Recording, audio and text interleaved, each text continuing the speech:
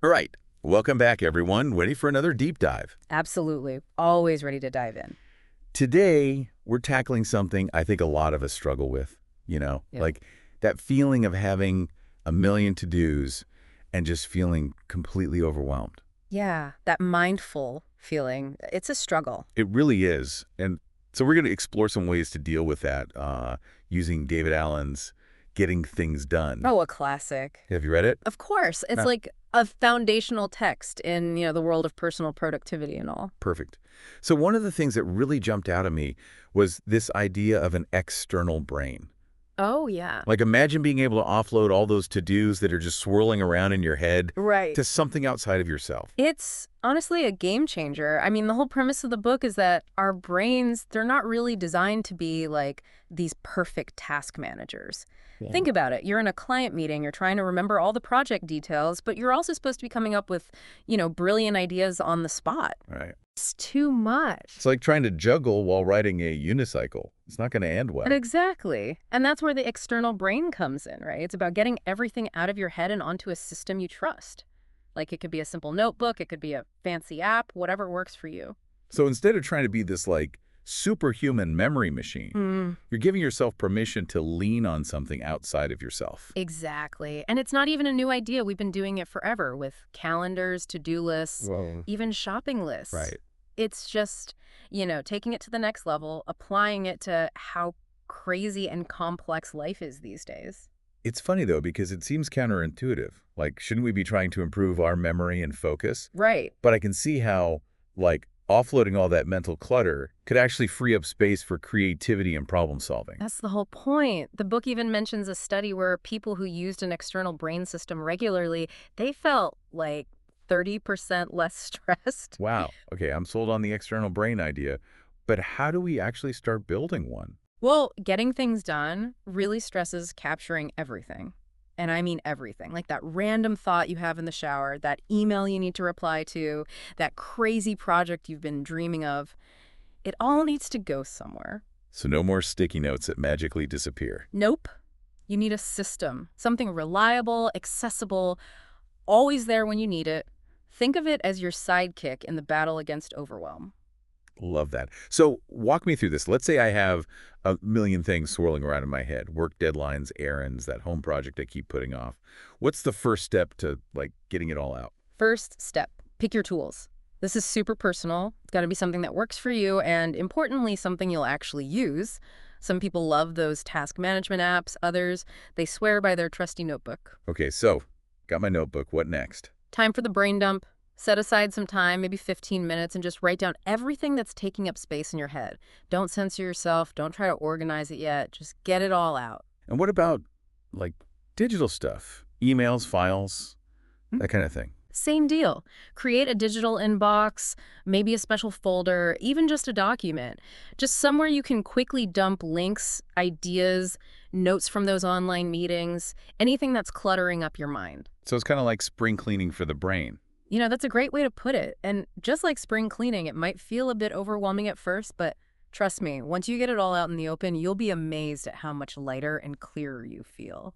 All right, I'm starting to believe you. But I'm looking at this massive list, and I got to be honest, it's a little intimidating.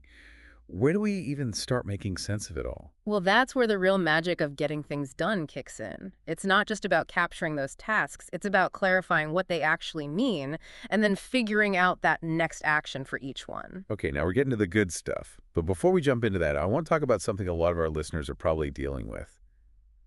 We talked about how the work landscape is so different now. Oh, yeah, definitely. Getting Things Done was written a while ago, but it feels more relevant than ever with all the information overload and, like, the crazy demands of work these days. Absolutely. It's not just about checking off boxes anymore. Exactly.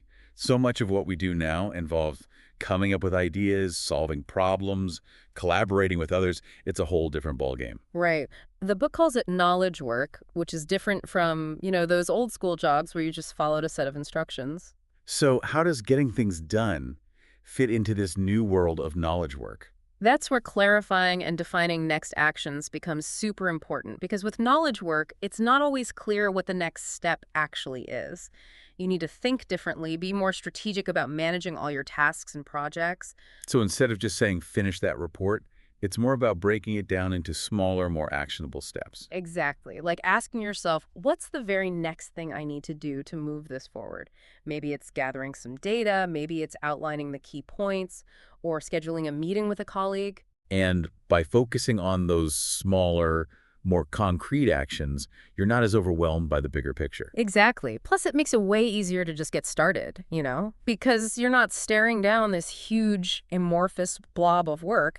You have a clear, manageable step right in front of you. Okay, starting to make a lot more sense now. Mm. But I gotta be honest, still a little skeptical. Does breaking a big project into smaller chunks really make that much of a difference? Feels like it might just create more tasks to manage. That's a great question, and it's a common one. But here's the thing. Getting things done argues that by focusing on that next action for each chunk, you actually reduce the mental clutter because you're no longer trying to keep that whole project in your head at once. I see. So it's like you're creating a roadmap for yourself. Yeah. Where you can focus on one step at a time, and you know you're moving in the right direction. Exactly. And it allows for more flexibility because, let's face it, things change. New information comes in, priorities shift, and you need to be able to adapt. By having a clear next action, you can adjust your course without getting totally derailed. Okay, this is really making me rethink my approach to all this. So instead of this big, overwhelming list of to-dos, I should be breaking them down into smaller, more actionable next actions and capturing them in my external brain. Exactly. You're getting it. And trust me, once you start putting these principles into practice, you'll be amazed how much more productive and, dare I say, relaxed you'll feel. All right, I'm on board. But I have a feeling this is just the tip of the iceberg, right? There's got to be more to getting things done than just capturing and clarifying. Oh, absolutely. We've only just scratched the surface. There's a whole world of organization, prioritization, and reflection that we haven't even touched on yet. But that's a conversation for another time. All right, cliffhanger. Don't worry, listeners. We'll be back soon to delve deeper into the world of getting things done. Okay, so we've talked about capturing everything and then clarifying what those next actions are. Now what? I'm picturing this mountain of tasks in my notebook. How do we actually start getting things done? Well, that's the key, right? It's not enough to just capture them. You need a system for organizing and prioritizing them. And that's where getting things done really shines. So what does that look like in practice? Okay, think about it this way. You wouldn't just throw all your clothes in a big pile and call it a closet, right? You'd have different drawers for shirts, pants, socks, all that stuff. Makes sense. It's the same with your tasks. Getting things done suggests using lists to categorize your next actions. So you might have a list for work stuff, one for errands, one for those home projects, whatever makes sense for you. So it's about grouping similar tasks together, like creating those mental compartments. Exactly. It makes it so much easier to actually find what you're looking for when you're ready to do something. Like having a well-organized filing cabinet, but for your tasks. Okay, I can see how that would be helpful. Yeah. But what about tasks that have multiple steps? Yeah. Or involve other people? How do we manage those? That's where the idea of projects comes in. In getting things done, a project is anything that needs more than one action step to complete it. So like planning a vacation, that would be a project. Absolutely. Planning a vacation, it has multiple steps. Researching destinations, booking flights and accommodation, figuring out the itinerary, and packing. Right. And I'm guessing getting things done has a way to manage those multi-step projects. For sure. It recommends having a separate project list where you define the desired outcome, like go on an amazing vacation, and then break it down into those smaller next actions. So instead of just planned vacation on my list, I'd have research flights to Italy, book a hotel in Rome, create a sightseeing itinerary. You got it. That way, you can see your progress on each project, and it feels way less overwhelming because you're always focused on that next concrete action. Okay, this is starting to feel like a game changer. I can see how having these different lists for next actions, projects, errands, whatever, would make it so much easier to keep track of everything. It's all about having a system that works for you, not against you. And getting things done, it's great because it's flexible. It can adapt to different work styles, different personalities, all that. All right, so let's say I've got my list, I've captured all my tasks, I've figured out those next actions. Now what? Do I just start plowing through my lists? Not so fast. Remember, getting things done, it's about more than just checking boxes. It's about making sure those actions line up with your values and your goals. Right. You mentioned something earlier about different horizons of reflection. Exactly. Getting things done wants us to step back and look at our tasks from different viewpoints, from that immediate next action to the overall project, all the way up to our long-term goals, even our life purpose. Okay, that sounds a little abstract. Can you give me an example? Sure. Imagine you're a freelance writer, right? You've got a bunch of articles to write. Looking at the runway horizon, you'd focus on those immediate next actions, contacting clients, finishing drafts, sending invoices. But zooming out to the 10,000-foot level, you'd be thinking about your bigger goals for your writing career. Building your portfolio, attracting new clients, maybe even writing a book someday. So it's about making sure your daily tasks are actually moving you towards those bigger goals. Exactly. And then at the 20,000-foot level, you'd be thinking about your writing career in the context of your whole life, Why are you a writer? What kind of impact do you want to make? How does it all fit with your values? Wow. Okay, that's pretty deep. I have to admit, I don't usually think about my to-do list that way. And that's okay. Most people don't. But that's what's so cool about getting things done. It encourages us to be more intentional about what we do. I'm starting to see how it's more than just a productivity thing. It's almost like a philosophy for life. You're getting it. It's about creating clarity and purpose, not just getting things off your plate. Okay, I'm sold. But let's be honest. Reflecting on your life purpose while you're staring at a list of errands can feel a little daunting. How do we actually do this in our everyday lives? That's where those regular reviews come in. Getting Things Done says, set aside some time every week to go over your lists, your projects, your goals, all of it. So it's like a weekly check-in with yourself. Exactly. It's a chance to step back, see where you're at, make any adjustments, and make sure your actions are still lining up with your priorities. Makes a lot of sense. Yeah. Because let's be real, things change all the time. What seemed important last week might not be so important anymore. Right. And without those regular check-ins, it's easy to get lost in the day-to-day craziness and lose sight of the big picture. Okay, convinced. Regular reviews are going on my to-do list. But there's one thing I'm still kind of struggling with. We've talked a lot about externalizing tasks and creating lists and all that. But what about actually sitting down and doing the work? Ah, that's where the rubber meets the road, right? And you're right, it's not enough to just have the system. You gotta engage with the work. And honestly, sometimes that's the hardest part. Procrastination is real. Oh, absolutely. We all deal with procrastination, but getting things done actually has some pretty good strategies for overcoming it. Okay, tell me more. One of the key things is that focus on the next action. When you break down a task into smaller steps, it just feels less scary, easier to get started. So instead of saying, I need to write that blog post, Yeah. I'd say, okay, the next action is to open a new document and write the first paragraph. You got it. By focusing on that immediate action, you're kind of tricking your brain into getting started. I like that. It's like outsmarting your own procrastination. Are there any other anti-procrastination tips from getting things done? Another good one is using context. The book talks about considering the context of your tasks when deciding what to work on. Context, what do you mean by that? Well, it's taking into account things like your energy level, where you are, what tools you have available, even your mood. So like if I'm feeling tired and uninspired, it's probably not the best time to tackle a big writing project that needs a lot of creative energy. Exactly. It would be smarter to choose something that fits your current context. Maybe answering emails or organizing files, something that doesn't need as much brain power. Makes sense. Working Okay. smarter, not harder, right? Precisely. Getting things done, it's all about maximizing your efficiency by working with your natural rhythms and energy levels. I like that. It's like finding that sweet spot where productivity meets well-being. But I gotta ask, what about those tasks we just avoid? The ones that just hang over our heads. How does getting things done deal with those? That's a great question. And you're right, those unpleasant tasks, they can really drain your energy. But getting things done has a simple but effective solution. Just do them. Wait, seriously, just do them. That seems a little too easy. I know, right? But here's the thing.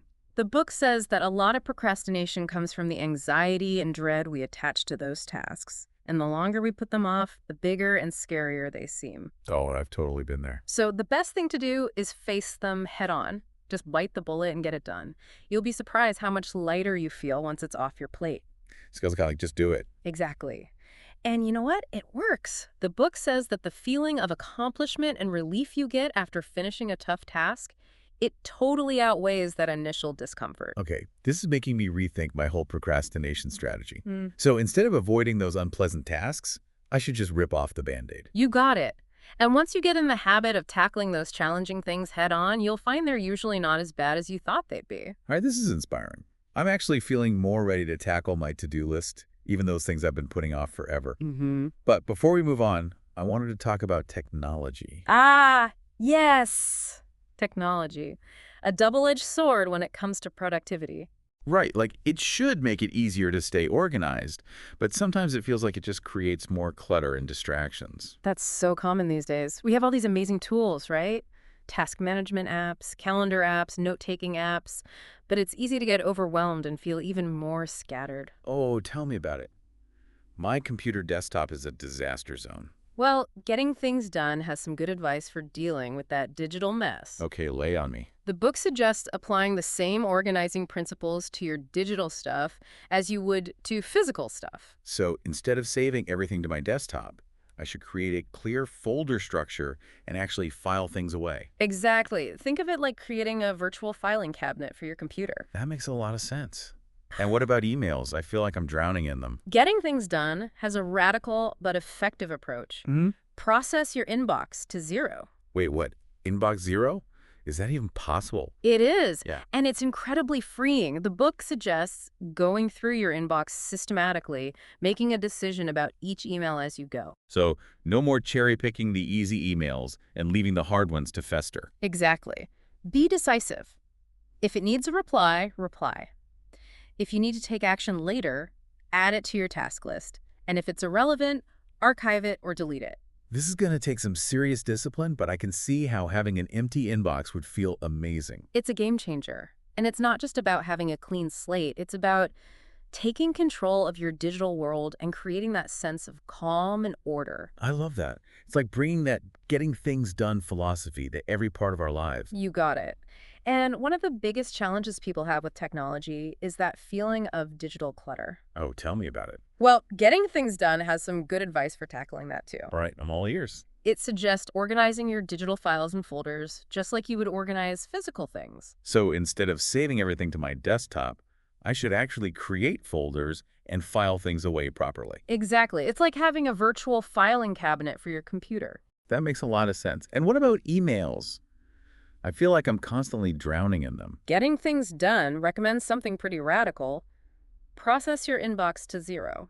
Wait, inbox zero, is that even possible? It is, and it's so freeing. The idea is to go through your inbox systematically, making a decision about every single email. So no more just picking out the easy emails and leaving the hard ones. Exactly. Be decisive. If it needs a reply, reply. If it needs action later, add it to your task list. And if it's junk, just get rid of it. This is going to take some serious self-control, but I can see how having a consistently empty inbox would be amazing. It really is. It's not just about having a clean inbox. It's about taking control of your digital life and creating a sense of peace. I love that. It's like taking that getting things done philosophy and applying it to everything, not just our physical space. You got it. And the best part is, these principles, they work everywhere. Okay, I'm feeling really inspired to declutter my digital life and get things organized. But there's one more thing I'm curious about. The emotional side of getting organized. Ah, yes. That's a big part of it that often gets overlooked. Because, let's be real, looking at a huge to-do list can be kind of scary. Absolutely. And Getting Things Done gets that. It acknowledges that getting organized can bring up all sorts of emotions. Overwhelm, resistance, even a kind of grief for letting go of old habits. So it's normal to feel a little intimidated by the whole process. Totally normal. It's a big change. But the book says that just acknowledging those feelings can actually help. That makes sense. It's like giving yourself permission to feel what you're feeling without judging yourself. Exactly. And another thing that helps is focusing on the positive side of getting organized. Remind yourself of how good it will feel to have a system, to feel more in control. So instead of focusing on how much I hate cleaning out my closet, I should focus on how great it will feel once it's done. Precisely. By focusing on the good stuff, you'll stay more motivated. This is really making me rethink my whole approach to getting organized. It's not just about checking things off a list. It's about creating a life that feels better. You're absolutely right. Getting things done, it's about so much more than just productivity. It's about creating a life that feels good inside and out. Okay, I'm convinced. But I have a feeling we've only just scratched the surface of this book. Oh, there's definitely more to explore. But for now, let's take a break and come back ready to dive into some of the deeper stuff. Sounds good to me. Don't go anywhere, listeners. We'll be right back. Okay, so we've covered a lot. Capturing, clarifying, organizing, even tackling those tasks we tend to avoid. But I feel like there's more to this getting things done thing, right? Yeah, definitely. We've built a good foundation. But getting things done, it goes even deeper. It's not just about managing tasks. It's about having the right mindset, one that helps you deal with, well, everything life throws at you. Okay, so tell me about this getting things done mindset. Well, there's this idea of mind like water. Picture a calm pond. You throw a pebble in it, it ripples, but then it goes back to being still and clear. Okay, yeah, I get that. That's the mental state getting things done is all about. It's about responding to challenges, to surprises, without getting stressed or overwhelmed. So staying calm even when things get crazy. Exactly. And the book says we can achieve that through, well, all the stuff we've been talking about. When you trust your system to handle your tasks, your mind is free to think clearly and handle anything. Makes sense. If you're not trying to remember everything, you have more brain power for the unexpected. Right, and that leads to something else important. Trusting your intuition. Oh, okay. Intuition. Tell me more about that. So, getting things done says that once you have a clear picture of what you need to do and what's important, you can actually start to rely on your gut feeling to guide you. So not just following rules, but using your instincts. Exactly. The book says that our intuition is often really smart, but we can't hear it because of all the mental clutter. So by clearing out that clutter, we can actually, hear our intuition better. That's the idea. And this connects to another key thing in getting things done: perspective. Oh yeah, you talked about those different horizons of perspective before. Remember the runway, the 10,000-foot level, the 20,000-foot level? Right, connecting our daily actions to those bigger goals and even our life's purpose. Exactly. Getting things done says that when we shift our perspective, we get valuable insights and can make better decisions. So taking a step back and looking at the bigger picture. Exactly. It's super helpful for prioritizing, making tough choices, and making sure what we're doing actually matches what we care about. It's like we often get caught up in the moment, just reacting to emails and deadlines, without stopping to think about what really matters. That's how it is these days. Everything's so fast-paced. But getting things done reminds us that we can choose how we react to those demands. We can be more deliberate, more in control of our time and energy. I like that. Instead of being controlled by my to-do list, I can actually shape my day, my week, even my life. But is it really possible to have that much clarity and control with how busy everything is? It's not about being perfect. It's about making progress, getting things done. It's a journey. And you can start small. Pick the things that make sense to you and build your system over time. So no need to change everything overnight. Just make small changes that make a big difference over time. Exactly. And a lot of people think getting things done is just about efficiency and doing more, but it's actually about creating a life that's more meaningful and fulfilling. So it's not just about doing more, it's about doing the right things. Exactly. It's about making sure what you're doing actually aligns with your values and what you want to achieve. I love that. So we're not just going through the motions, we're creating a life that actually reflects who we are and what we want to do. That's what it's all about. It's a way to live more intentionally, more purposefully, and ultimately more joyfully. This has been a real eye-opener. But before we wrap things up, I want to give our listeners something they can actually use in their own lives. A challenge. I like it. Okay, listeners, here's the challenge. What's one small step you can take today to start using the getting things done principles? It could be as simple as writing down everything that's on your mind, making a list of your projects, or deciding on one tool you'll use to capture everything. Or maybe it's finally tackling that one task you've been avoiding. The important thing is to take that first step, even if it seems small. Because once you start seeing the benefits, you'll be amazed by how much more you can do and how much better you feel. It's like cleaning out a messy closet. You don't realize how much it's weighing you down until it's gone. Exactly. And it's the same with our mental clutter, our digital clutter. When we get rid of it and have a system that works for us, we create space for clarity, focus, and even happiness. And that's what getting things done is all about. It's not just about productivity, it's about well-being. It's about taking charge of our work and our lives so that we can focus on what's truly important. It's about living with intention, with a purpose, and without that feeling of always being behind. So as you go about your day, remember those key takeaways from getting things done.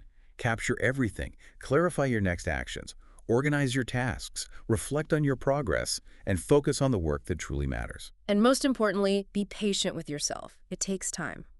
Thanks for joining us on this deep dive into getting things done. Until next time, keep exploring, keep learning, and keep getting things done.